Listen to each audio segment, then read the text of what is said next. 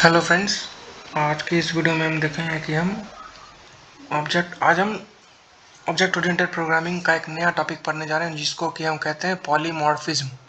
ठीक है ना। यह भी एक बहुत इंपॉर्टेंट कॉन्सेप्ट है ऑब्जेक्ट ओरिएंटेड प्रोग्रामिंग का। ठीक है ना। तो पॉलीमॉर्फिज्म का मतलब क्या होता है मैं आपको बताता हूँ। पॉली मतलब होता है मेनी एंड मॉर्फिज्म मतलब होता है फॉर्म्स, मेनी फॉर्म्स। जैसे एक एग्जाम्पल के रूप में एक हम आदमी कंसिडर कर लेते हैं। ठीक है। तो एक आदमी का रियल वर्ल्ड में वो किस किस रूप में रिप्रेजेंट हो सकता है।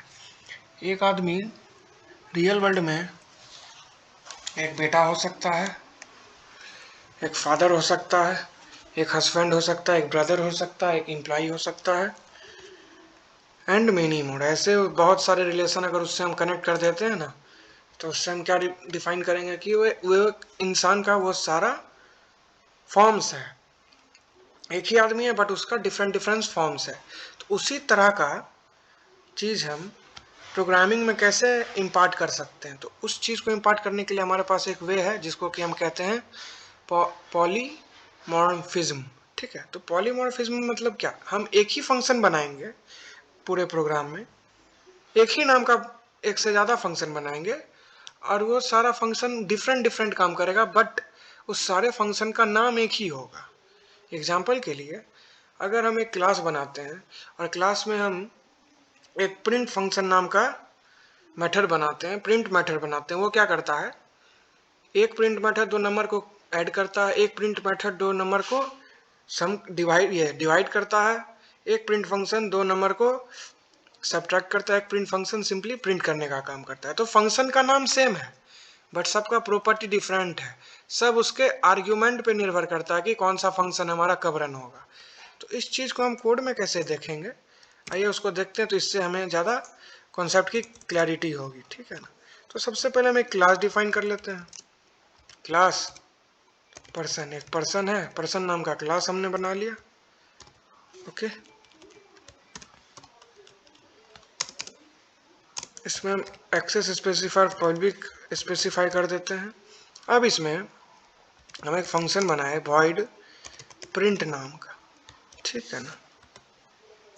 एक फंक्शन बना दिए और इसमें हम सी आउट के हेल्प से प्रिंट कर देंगे हेलो।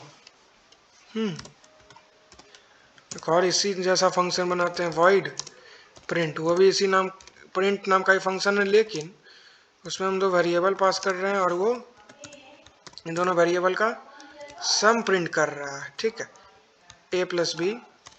ठीक। फिर एक फंक्शन बना है वॉइड प्रिंट, इसमें भी दो वेरिएबल ले रहे हैं, इंट ए इंट बी। ठीक है ना। तो इस टाइप ये जो हम काम कर रहे हैं ना, इसको कहते हैं फंक्शन ओवरलोडिंग। एक ही फंक्शन का नाम है प्रिंट, यहाँ भी प्रिंट है, यहाँ भी प्रिंट है, यहाँ भी प्रिंट, लेकिन सबका जो आर्ग्यूमेंट डिफरेंट है इसलिए इसका प्रॉपर्टी डिफरेंट है हमारे इस फंक्शन का। ठीक है ना। अब हम एक बनाते हैं इस क्लास का एक ऑब्जेक्ट। तो ऑब्जेक्ट होगा कैसा, पर्सन ए। अब हम कॉल किए ए डॉट प्रिंट।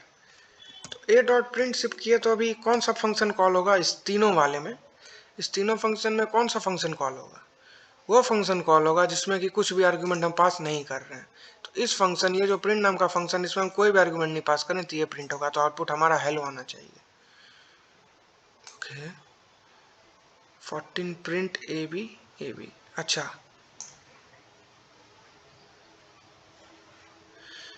सेम सेम नाम का आर्ग्यूमेंट सेम है ना, ऐसा डुप्लीकेट पॉसिबल नहीं है। ठीक है, सॉरी। तो इंस्टेड हम वॉइड प्रिंट फ्लोट ए फ्लोट बी लिखते हैं। उसके बाद अरे सी आउट के हेल्प से ए प्लस बी करते हैं। चलिए इसको रन करके देखते हैं। अभी तो हेलो प्रिंट होना चाहिए। अच्छा, तो हमारा जो कंसोल है उस पर क्या प्रिंट हुआ, हमारे कंसोल पे प्रिंट हुआ हेलो, जो कि बिल्कुल सही है। ठीक है। अगर हम ए डॉट प्रिंट कर कॉल किए और उसमें हम दो वैल्यू पास कर दिए 12 और 13, तो कौन सा फंक्शन कॉल होगा? Print function. ये भी है, तीनों प्रिंट फंक्शन, लेकिन जो हम आर्ग्यूमेंट पास कर रहे हैं ये भी इंटीजर है, ये भी इंटीजर है, तो ये फंक्शन सिर्फ कॉल होगा। ठीक है ना, तो कंपाइलर इस पे जाएगा सिंपली, तो इसका आउटपुट होना चाहिए 25। ठीक है, तो आउटपुट बिल्कुल हमारा सही है।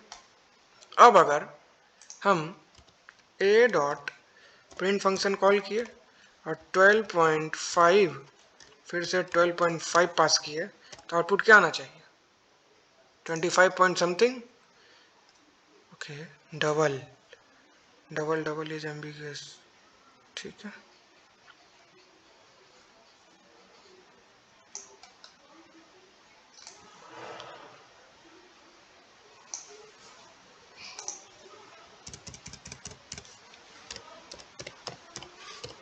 डबल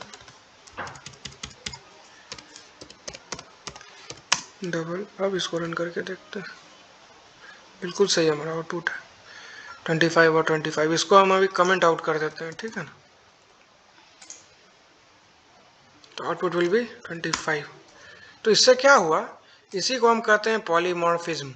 एक ही फंक्शन है प्रिंट, यहाँ भी वही फंक्शन है, यहाँ भी वही फंक्शन है, बट डिफरेंस क्या है उसके आर्ग्यूमेंट में। तो फंक्शन एक ही है बट हर जगह यूज हम उसको डिफरेंट डिफरेंट पर्पज से कर लेते हैं। तो यही हमारा पॉलीमॉर्फिज्म का सबसे बेसिक एग्जाम्पल है। तो मैंने अभी तक इनहेरिटेंस को डिस्कस किया और पॉलीमॉर्फिज्म डिस्कस किया। अब कंस्ट्रक्टर क्या होता है, मैं पिछले कोड में आपको बताया था कंस्ट्रक्टर क्या होता है। अगर एक फंक्शन हम बनाए या फिर पर्सन लिख के, हम पैरेंथेसिस लिख के इसके अंदर एक मैसेज प्रिंट कर देते हैं सी आउट, ठीक है, हेलो कंस्ट्रक्टर कॉल्ड। कंस्ट्रक्टर होता क्या है?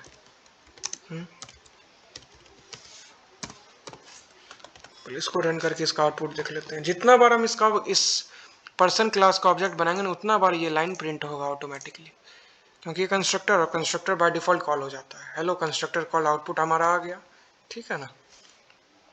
तो मैं अभी क्या बोल रहा था, तो कंस्ट्रक्टर क्या है, जब भी हम किसी क्लास का ऑब्जेक्ट बनाते हैं तो उसमें बाय डिफॉल्ट कंस्ट्रक्टर कॉल हो जाता है। अगर कंस्ट्रक्टर हम खुद से लिखना चाहेंगे तो वो भी लिख सकते हैं, अगर नहीं भी लिखेंगे तब भी इंटरनली कंस्ट्रक्टर कॉल होगा ही होगा, ठीक है। अब हम चाहे तो एक और इसमें फंक्शन बनाते हैं, void ऐड नाम से एक फंक्शन बनाए जो क्या करेगा, दो नंबर को इनपुट लेगा और उसका आउटपुट में क्या दे देगा, दो नंबर का sum, that is nothing but a plus b, ठीक है। अब पर्सन नाम का ऑब्जेक्ट बनाए, हम a डॉट ऐड नाम का फंक्शन कॉल किए और उसमें हम 1290 पास किए, तो आउटपुट क्या आएगा, दोनों का सम आएगा आउटपुट, जो कि बिल्कुल 102 है, बिल्कुल सही है हमारा कोड। तो यही है हमारा पॉलीमॉर्फिज्म। पॉलीमॉर्फिज्म का सोचिए ना, एक ही फंक्शन है, बस आर्ग्यूमेंट में डिफरेंस है। क्योंकि ये क्यों यूज होता है, मान लीजिए हम दो नंबर इंटीजर को ऐड करना चाह रहे हैं और कोई आदमी एक वैल्यू इंटीजर और दूसरा वैल्यू फ्लोट को ऐड करना चाहेगा, जो कि एरर है, उसमें टाइप कास्टिंग होता है, टाइप कन्वर्जन होता है, ठीक है ना।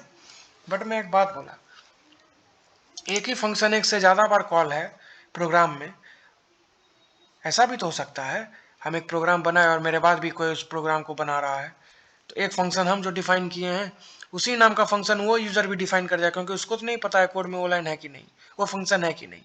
बट कैसे हम दोनों का, कंपाइलर को ये कैसे समझ में आएगा कि कौन सा फंक्शन कॉल होगा? तो इसलिए हमारा पॉलीमॉर्फिज्म यूज होता है। वो आर्ग्यूमेंट देख लेगा, अगर आर्ग्यूमेंट मैच कर गया तो वो फंक्शन कॉल होगा, क्योंकि जो यूजर वो फंक्शन डिफाइन किया, मान लीजिए हम एक एलिमेंट को सर्च कर रहे हैं एरे में, ठीक है, तो उसके लिए क्लास बनाए हैं जो कि एरे में एक एलिमेंट को सर्च कर रहा है।